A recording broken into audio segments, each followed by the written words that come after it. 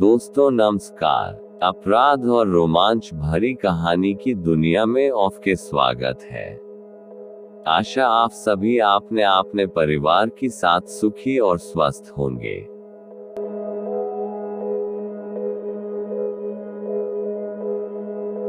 जब माया की सास बनी फांस। 8 जनवरी 2020 की बात है। पन्ना, अजयगढ़ में सर्दी का भारी प्रकोप था। पवई थाना क्षेत्र के बधाई गांव का रहने वाला संजय चौधरी खेतों की रखवाली के लिए रात को खेतों पर ही सोता था। उसके पिता मलुआ चौधरी भी खेत पर ही सोते थे। घर खेत के करीब ही थे। 8 जनवरी की रात को दोनों बाप बेटे खेत पर सोने गए थे, जबकि घर पर संजय की पत्नी मायाबाई और मां कुसुम थी। सुबह को संजय की पत्नी मायाबाई ने उसे फोन पर बताया कि थोड़ी देर पहले वह सोकर उठी तो उसके कमरे का दरवाजा बाहर से बंद मिला। मायाबाई ने उसे आगे बताया कि फोन लगाने से पहले उसने सासू मां को कई आवाजें दी थी, लेकिन जब उनकी तरफ से कोई उत्तर नहीं मिला तब उसने उन्हें फोन लगाया। कहीं ऐसा तो नहीं कि अम्मा दिशा मैदान चली गई हो, तुम इंतजार करो, हो सकता है थोड़ी देर में आ जाएं। संजय बोला, मैं काफी देर से उनका इंतजार कर रही हूँ, आज तक वह बाहर से दरवाजा बंद करके कभी नहीं गई। आप जल्द दरवाजा खोल दो, मायाबाई ने पति से कहा। पत्नी की बात सुनकर संजय घर पहुंच गया। उसने कमरे का दरवाजा खोला तो माया बहुत घबराई हुई थी। संजय ने उससे पूछा तो उसने कहा कि पता नहीं किसने कमरे का दरवाजा बंद कर दिया था। इसके बाद मियां बीवी दोनों मां के कमरे में गए तो वह कमरे में नहीं थी। कुछ देर तक दोनों ने उसके लौटने का इंतजार किया। काफी देर बाद भी जब वह नहीं लौटी तो संजय ने खेत पर जाकर पिता को यह जानकारी दे दी। मायाबाई भी खेत पर पहुंच गई थी। पत्नी के गायब होने की बात सुनकर मलुआ चौधरी भी परेशान हो गए। उनके एक खेत में अरहर की फसल खड़ी थी। मायाबाई पति के साथ जब उसी खेत के किनारे से जा रही थी, तभी संजय की नजर अरहर के खेत में पड़ी एक लाश पर गई। वह लाश के नजदीक पहुंचा तो उसकी चीख निकल गई। लाश उसकी मां कुसुम की थी। उसकी गर्दन के आसपास कई जगह कुल्हाड़ी के गहरे घाव थे। खून से सनी कुल्हाड़ी भी वहीं पड़ी थी। इससे लग रहा था कि किसी ने उसी कुल्हाड़ी से उसकी हत्या की है। संजय की चीख पुकार पर पास के खेतों में सो रहे किसान कन्हैयालाल और मांगीलाल भी आ गए। कुछ देर बाद संजय ने ये खबर डायल 100 को दे दी। कुछ देर बाद पुलिस घटनास्थल पर पहुंच गई। डायल 100 के एक पुलिसकर्मी ने मामले की जानकारी पवई थाने के टीआईएसपी शुक्ला को दे दी। महिला की हत्या की सूचना मिलते ही थाना प्रभारी सिपाही संजय को साथ लेकर घटनास्थल पर पहुंच गए। टीआई ने घटनास्थल का निरीक्षण किया। मृतका कुसुम के शव से बहा खून अभी भी सूखा नहीं था। इससे टीआई समझ गए कि घटना सुबह हुई है। उन्होंने सोचा कि जब कुसुम दिशा मैदान के लिए खेत में आई होगी, तभी किसी ने उसकी हत्या कर दी। लेकिन शव के पास लोटा वगैरह नहीं था। सवाल यह उठा कि अगर कुसुम शौच के लिए नहीं आई तो खेत पर सुबह सुबह क्यों आए। हत्या की खबर पाकर SP Mayank Awasthi, DSP Pawai, DS Parihar भी मौके पर पहुंच गए। उन्होंने भी मौका मुआयना किया। टीआई द्वारा पूछताछ करने पर कुसुम के पति मलुआ और बेटे संजय ने किसी से दुश्मनी होने की बात से इनकार कर दिया। संजय की पत्नी मायाबाई ने भी सारी जानकारी पुलिस को दे दी। इसके बाद पुलिस ने उनके घर का मुआयना किया। पूछताछ करने पर टीआई को कुसुम के किसी परिचित पर ही हत्या का शक था, क्योंकि जिस कमरे में कुसुम सो रही थी, वहां किसी संघर्ष के कोई निशान नहीं मिले थे। इससे लग रहा था कि कुसुम अपनी मर्जी से उठकर ही बाहर आई थी। मायाबाई के कमरे का दरवाजा बाहर से बंद किए जाने को लेकर टीआई का मानना था कि संभव है कुसुम के गांव के किसी आदमी से अवैध संबंध हो। उसका आशिक रात में कुसुम से मिलने घर आया होगा। कहीं बहू अपने कमरे से निकलकर सास के कमरे में न आ जाए, इसलिए उसने ही मायाबाई के कमरे का दरवाजा बाहर से बंद कर दिया होगा। इसके बाद किसी बात को लेकर कुसुम का उसके प्रेमी से विवाद हुआ होगा। इसी के चलते उस व्यक्ति ने कुसुम की हत्या कर दी होगी। लेकिन 56 साल की कुसुम का प्रेम पुलिस के गले नहीं उतर रहा था। फिर भी टीआई ने पुष्टि के लिए गांव में कुसुम के चाल चलन की जानकारी जुटानी शुरू की। इस जांच में कुसुम के बारे में तो नहीं, लेकिन उसकी बहू मायाबाई के बारे में ये जानकारी निकल कर आई कि गांव में सबसे ज्यादा सुंदर मानी जाने वाली मायाबाई का चाल चलन संदिग्ध था। आसपास के लोगों ने ये भी बताया कि मायाबाई का चक्कर पड़ोस में रहने वाले एक 19 वर्षीय युवक हल्के चौधरी के साथ था। पुलिस पहले भी संजय की पत्नी मायाबाई से पूछताछ कर चुकी थी, लेकिन उसके बयानों में पुलिस को कुछ भी संदिग्ध नहीं लगा था, सिवाय इसके कि बयान देते समय मायाबाई एक हाथ लंबा घूंघट निकाले रहती थी।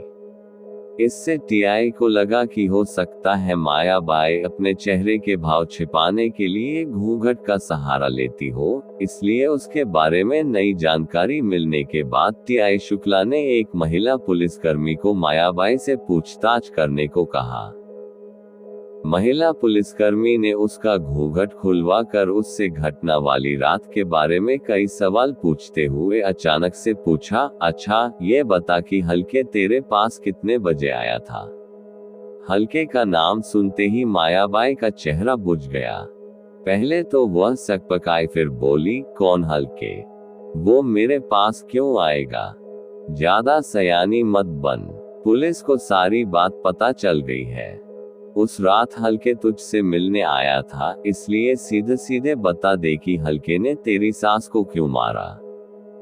देख, तू सच बता देगी तो पुलिस तुझे छोड़ देगी, वरना तुझे जेल जाने से कोई नहीं रोक सकेगा। मायाबाई पुलिस की बातों में आ गई। उसने स्वीकार कर लिया कि उस रात सास ने उसे उसके प्रेमी हल्के के साथ देख लिया था। इसके बाद हालात ऐसे बने कि उसने प्रेमी के साथ मिलकर सास की हत्या कर दी। पुलिस पूछताछ में बहू के इश्क में सास के कत्ल की कहानी इस प्रकार सामने आई।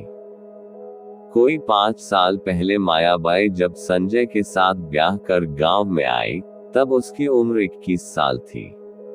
पति के साथ कुछ समय तो उसके दिन अच्छे बीते, लेकिन बाद में संजय पत्नी के बजाय खेती पर ज्यादा ध्यान देने लगा। पत्नी की भावनाओं को नजरअंदाज करते हुए वह घर के बजाय रात को खेतों पर ही सोने लगा। ऐसे में मायाबाई की नजरें पड़ोस में रहने वाले युवक हल्के चौधरी से लड़ गई। वह मायाबाई से 2 साल छोटा था और उसे भौजी कहता था। गांव में मायाबाई के आते ही उसकी सुंदरता के चर्चे होने लगे थे, लेकिन उस वक्त हल्के इन सब बातों में ज्यादा दिलचस्पी नहीं लेता था। धीरे धीरे उसकी उम्र बढ़ी तो उसके मन में भी मायाबाई की खूबसूरती गुदगुदी करने लगी। मायाबाई के कच्चे मकान में कच्चा बाथरूम बाहर आंगन में था, जो हल्के के घर से साफ दिखाई देता था। इसलिए 20 साल की उम्र तक आते आते जब हल्के के मन में जवानी की तरंगे उछाल मारने लगी तो वह मायाबाई को नहाते हुए छिपकर देखने लगा। इसी बीच करीब साल भर पहले एक दिन नहा रही मायाबाई की नजर हल्के पर पड़ गई। उसने उससे कुछ नहीं कहा। वह समझ गई थी कि हल्के चौधरी की जवानी अंगड़ाई ले रही है। फिर मायाबाई के मन में भी चुहल करने की बात घर कर गई। अगले दिन से वह चोरी छिपे ताका झांकी करने वाले हल्के को अपने रूप के और भी खुले दर्शन करवाने लगी। मायाबाई ने ये खेल हल्के के मन में आग लगाने के लिए खेला था, लेकिन धीरे धीरे उसे न केवल इस खेल में मजा आने लगा, बल्कि हल्के के प्रति उसके मन में भी चाहत पैदा हो गई। हल्के का मायाबाई के घर आना जाना था, इसलिए जब भी हल्के मायाबाई के घर आता तो वह उससे हंसी मजाक करती, जिससे कुछ दिनों में हल्के की समझ में भी आ गया कि मायाबाई उसके मन की बात समझ चुकी है। इसलिए एक दिन दोपहर में वह उस समय मायाबाई के घर पहुंचा, जब वह घर पर अकेली थी। मायाबाई को भी ऐसे ही मौके का इंतजार था। उस रोज मायाबाई ने बातों बातों में हल्के से पूछ लिया, हल्के, तुम मुझे ये बताओ कि तुम्हारी कोई प्रेमिका है? नहीं, हल्के चौधरी ने जवाब दिया। क्यों, अभी तक क्यों नहीं बनाई? तुम्हारा मन तो होता होगा, मायाबाई ने पूछा। नहीं, हल्के ने झूठ बोला। मन नहीं होता तो फिर छिपकर मुझे नहाते क्यों देखते हो? मैं तो समझी थी कि मेरा देवर कई लड़कियों से दोस्ती कर चुका होगा, इसलिए अब मेरे साथ दोस्ती करना चाहता है। मायाबाई मुस्कुराते हुए बोली, वो तो इसलिए कि आप अच्छी लगती हो। कभी मेरी सुंदरता को पास से देखने का मन नहीं करता तुम्हारा? मायाबाई ने पूछा। करता है, लेकिन डर लगता है कि कहीं आप गुस्सा न हो जाओ, हल्के ने बताया। मैंने कब कहा कि मैं गुस्सा हो जाऊंगी? अच्छा, एक काम करो, अभी तो अम्मा खेत से आने वाली है। कल सुबह जल्दी आ जाना, फिर देख लेना अपनी भाभी को एकदम पास से, और मन करे तो छू कर भी देखना। इतना कहकर मायाबाई ने नौसिखिया हल्के के गाल पर एक पप्पी देकर उसे उसके घर भेज दिया। दूसरे दिन हल्के चौधरी मायाबाई के घर पहुंच गया। उस समय घर में उन दोनों के अलावा कोई नहीं था। मायाबाई ने इसका फायदा उठाया। उसने हल्के को कामकला का ऐसा पाठ पढ़ाया कि वह उसका मुरीद बन गया। इसके बाद तो दोनों के बीच आए दिन वासना का खेल खेला जाने लगा। मायाबाई को कम उम्र का प्रेमी मिला तो वह उसे बढ़ चढ़ कर वासना के खेल सिखाने लगी, जिसके चलते हल्के उसका ऐसा दीवाना हुआ कि हर दिन मायाबाई से अकेले में मिलकर प्यार करने की जिद करने लगा। लेकिन ये रोज रोज कैसे संभव हो पाता? इसलिए मायाबाई ने एक रास्ता निकाला। रात को जब उसका पति और ससुर खेत की रखवाली करने चले जाते तो सास के सो जाने के बाद आधी रात में वह अपने प्रेमी हल्के को कमरे में बुला लेती और फिर पूरी रात उसके संग अय्याशी करने के बाद सुबह होने से पहले वापस भेज देती। 8 जनवरी 2020 की रात को भी यही हुआ। रात में संजय और उसके पिता मलुवा खेत पर चले गए। फिर सास भी खाना खा पी कर गहरी नींद सो गई तो मायाबाई ने हल्के को बुला लिया। हल्के अब प्यार के खेल में काफी होशियार हो चुका था।